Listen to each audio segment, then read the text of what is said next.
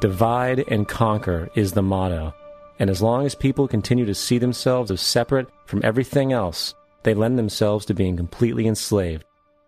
The men behind the curtain know this, and they also know that if people ever realize the truth of their relationship to nature and the truth of their personal power, the entire manufactured zeitgeist they prey upon will collapse like a house of cards.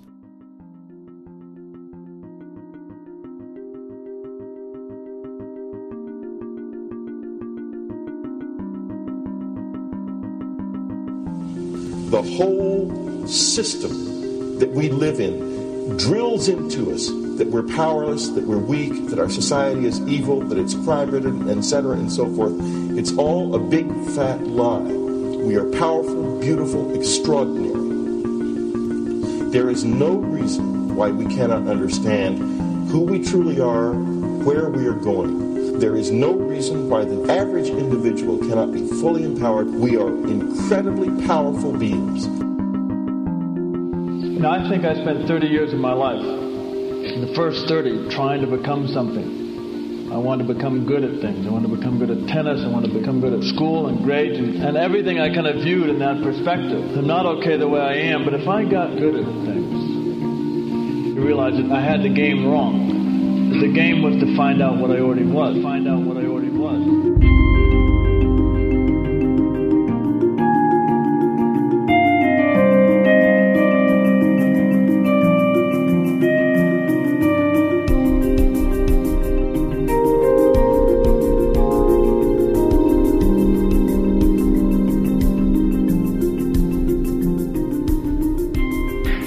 Culture, we've been trained for individual differences to stand out.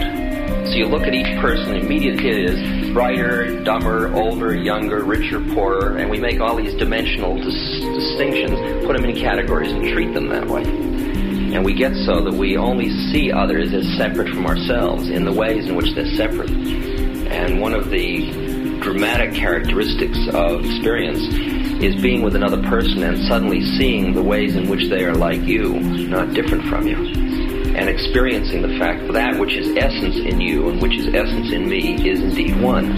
The understanding that there is no other. It is all one.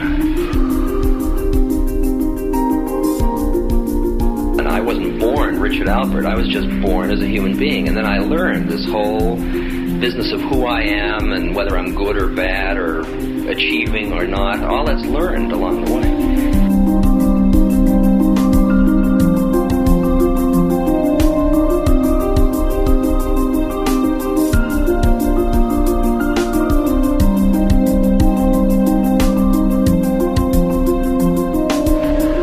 The old appeals to racial, sexual, and religious chauvinism, to rabid nationalist fervor, are beginning not to work. A new consciousness is developing which sees the earth as a single organism and recognizes that an organism at war with itself is doomed.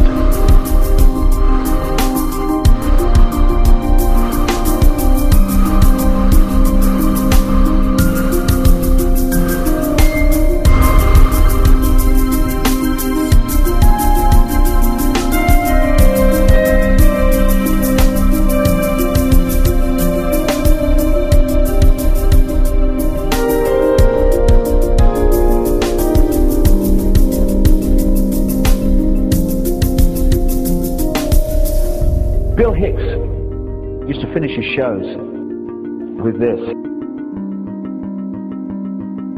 Life's like a ride in an amusement park. And when you go on it, you think it's real, because that's how powerful our minds are. And the ride goes up and down and round and round. It has thrills and chills, and it's very brightly colored. And it's very loud, but it's fun for a while.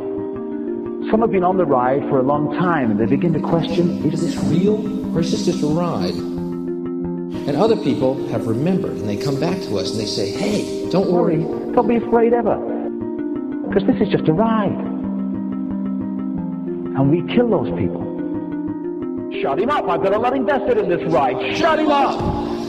Look at my furrows of worry. Look at my big bank account. My family. This has to be real. It's just a ride. But we'll kill those good guys who try and tell us that. You ever notice that? And let the demons run amok? But it doesn't matter, because it's just a ride, and we can change it anytime we want. It's only a choice. No effort, no work, no job, No savings of money. Just a choice right now between fear and love.